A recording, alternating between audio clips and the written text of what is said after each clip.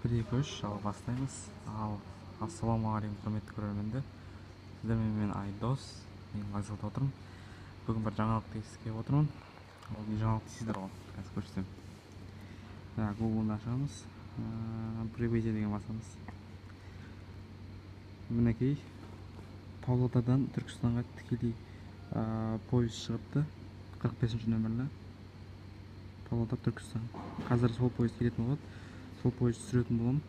Жақыннан вагондарын көретін боламын. Жақсы пойыз ба, жаман пойыз ба, бағасын бере кетемін. Қазір вокзалдың ішінде отырмын. Қазір пойыздың бағытына келейік. Міне қазір сағат 14:33, жарты сағаттың көлемінде келеді пойыз. Павлодар Түркістан бағытында 45-ші нөмір. Қазір ашатын боламыз пойызды. Бұл Яндекстің расписание деген сайты. Мінекей Павлодардан шығады екен. 16 желтоқсан күні шығыпты Павлодардан. Жолқұдық, обгонный пункт, Спутник, Тасқұдық, Қалқаман, Қарасор, Майқайың, Екібастұзға тоқтайды екен. Екібастұз білесіздер. Жақында ғана аты шыққан қала.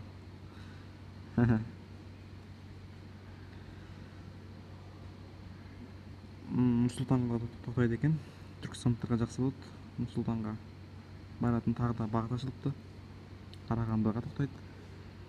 Мен енді ірі станцияларды айтып отырмын. Ірі станциялардан айтып отырмын.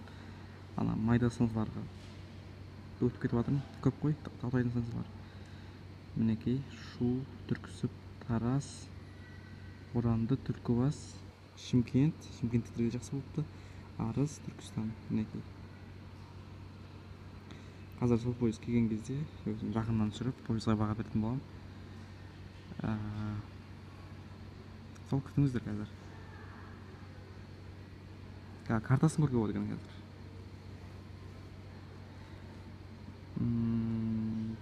Жалпы карта осындай екен. Павлодар, Астана, Қарағанды,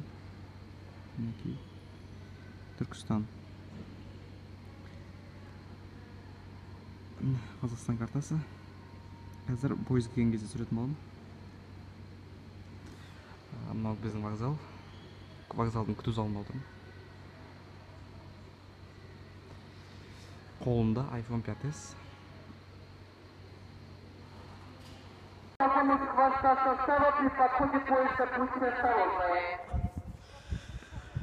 Қазір ғана хабарлады. Бірінші жолға келеді деп жатыр. Вокзал. Бір күні вокзалға да келіп ішін толық көрсетемін. Вокзалда әлі жүрмеппін ше, қанша жыл етіп жүрсем де. Бір күні вокзалдың ішін толық көрсетемін. Қазір пойызды көрсететін боламын. Бірінші жолға келеді деп айтты, болды енді. Қазір көреміз. Ал міне пойыз келіп жатыр міне. Павлодар Түркістан. Бұл Павлодардан келіп жатыр. Нөмір 45. Міне тепловоз деп 33-ша.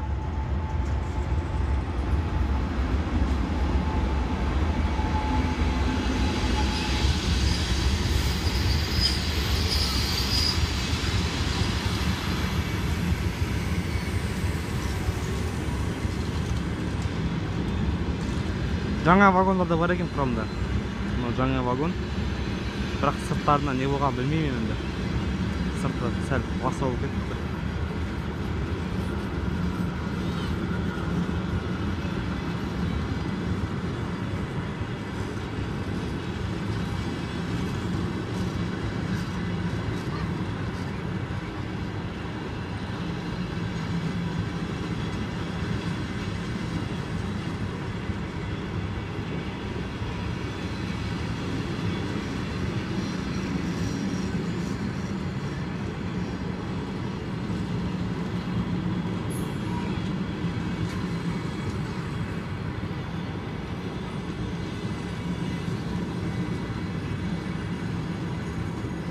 Негізі пойыздың құрамы жақсы жасақталыпты жаңа вагондармен.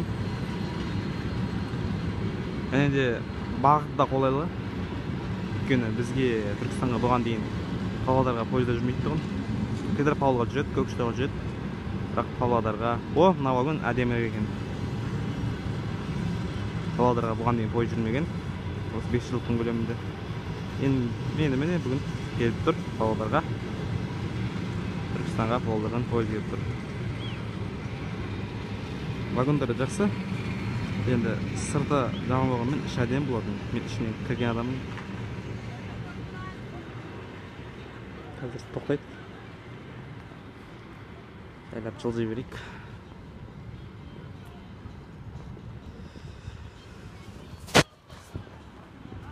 Кетті ғой пойыз. Болды, тоқта. Болды пойыз.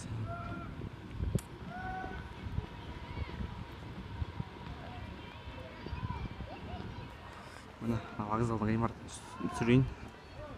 Біздің әдемі вокзалымыз. Егер сіз Түркістанға келіп, бір ресейлік немесе бір еуропалық атмосфера сезінгіңіз келсе, вокзалға келіңіз. Біздің вокзалымыз. Ана кетті ғана пойыз. Не болды мынаған?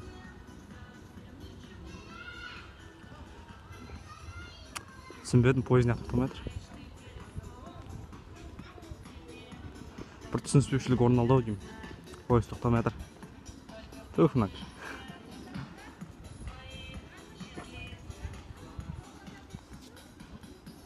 Бір қақау туып пойыз кетіп қалды өкінішке орай.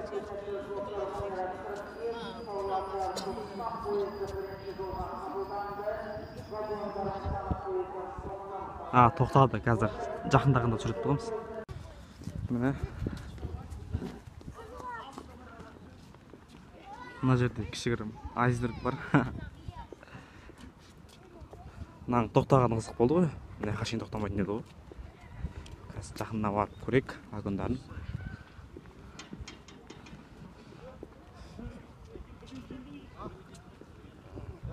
Енді көптен бір видео шығармай, бүгін енді видеоға түсіруге уақыт тауып түсіріп отырмыз міне.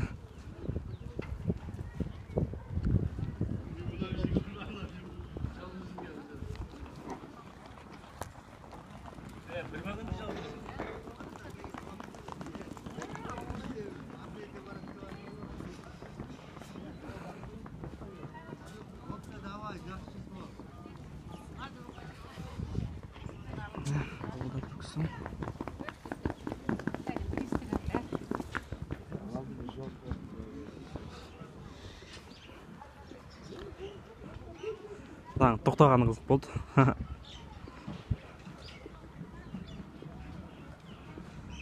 Мына вагон әдемірек екен, мынаған қарағанда.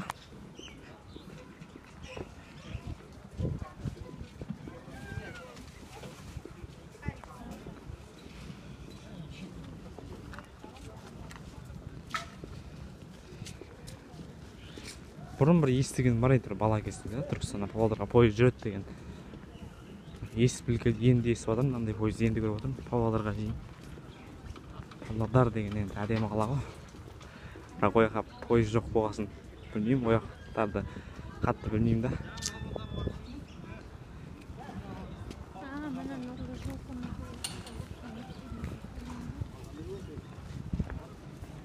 Түркістан нұрлы жол.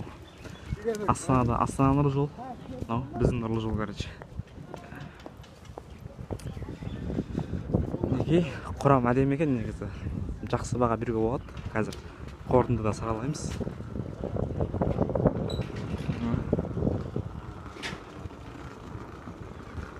Бірақ қойғаны қызық болды ғой.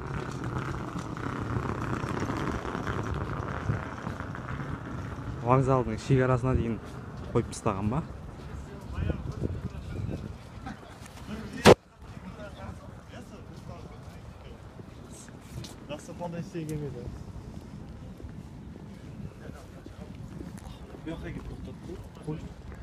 Адамдар таңғалып жатыр. Не, бұяқа келді деп.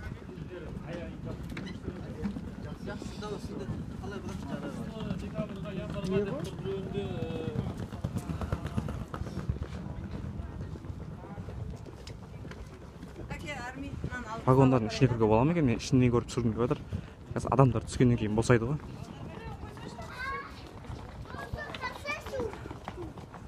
Мынау не дейтін еді? Орталық вагон ба бірдеңе мынау. Ашықтандай мүгедегі шектеулі жандарға арналған бір шектеулі жандарға мінуге қолайлы болсын деп істеген бір мінетін жер бар. Орталық вагон, яғни штаб вагон дейді ғой. Енді поездың басы деген вокзалдың шекарасына кетіп қапты. Жолдың астына қарай кетіп қапты ғой. Жолдың асты деген мен тұратын жерім.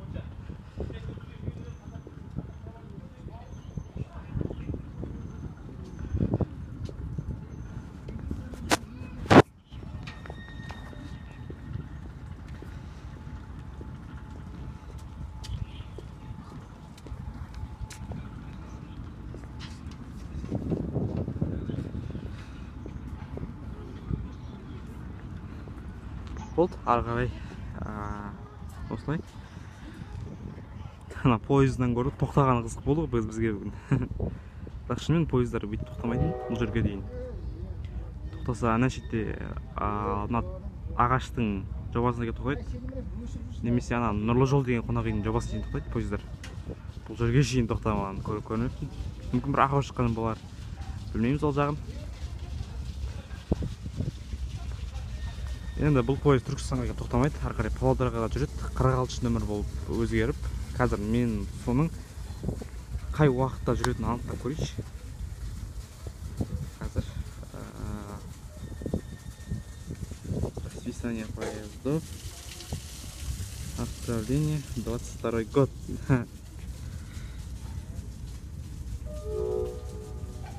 Расписание завтра. Самара Бишкектің уақытын несі өзіп кеткен ба не? Ей, не басқа?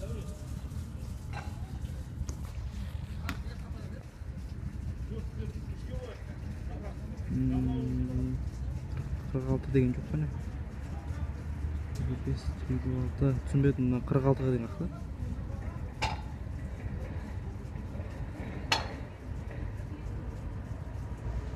Мен көрмей жатырмын ба, таппай жатырмын ба?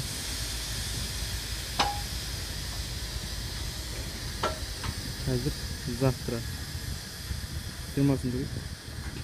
Ойбай, 27 емес, 20.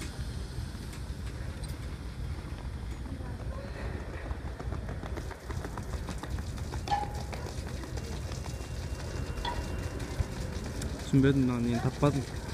56 деген тұр, енді 56-ны білеміз ғой. Көкшетау ғой. Павлодар керек бізге. Самара, Ташкенттің несі алып кетті ғой. Нөмірі. Міне. 21.05 жүреді екен, міне бізден. Түркістан Павлодар 21.05 жүреді екен. Яғни, ар күні жүреді екен бұл пойыз. Ертең емес, ар күні жүреді. Қызық, е? Ертең неге жүрмейді? Қазір Түркістаннан қалай жететінін көрейік, Павлодарға дейін. Немесе қолайлы уақыт 21.05 деген. Түркістан, Арыс, Шымкент, Қарағанды, Нұрсұлтан, Сарыағаш дейді.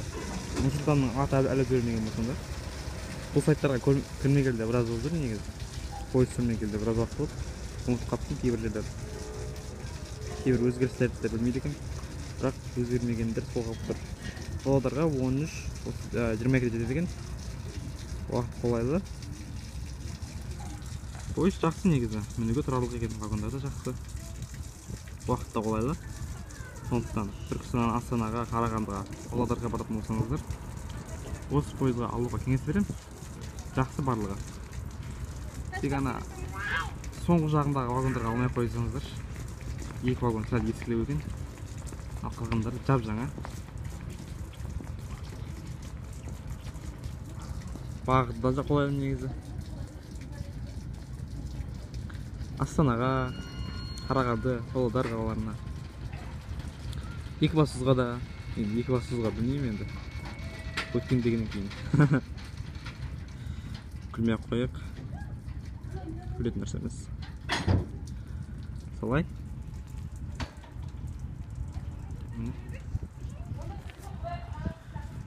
Ал енді көріп тамашалап отқандарыңызға рахмет. Мен өзім бергенше кеңес беріп жатырмын.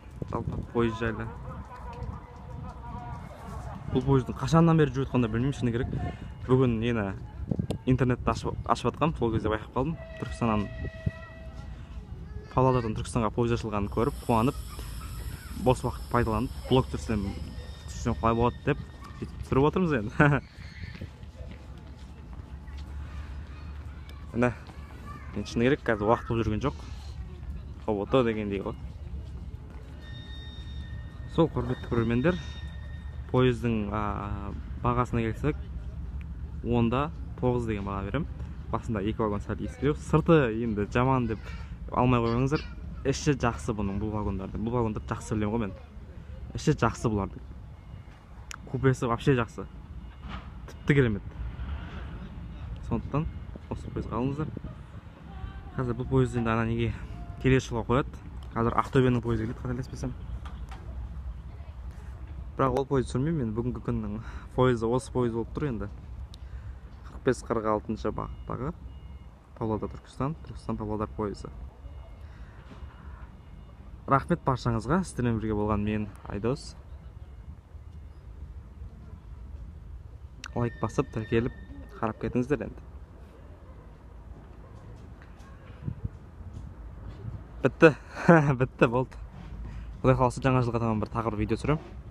Ол енді вокзал туралы видео болады. Вокзал жайлы бір ақпараттық видео түсірем. Көріңіздер оны. Оған енді қол босаған күн түсірем. Бірақ жаңа жылға дейін түсірем. Сонымен 2022-ні қорытындылаймыз. Жақсы көрермендер. Қайттық үйге.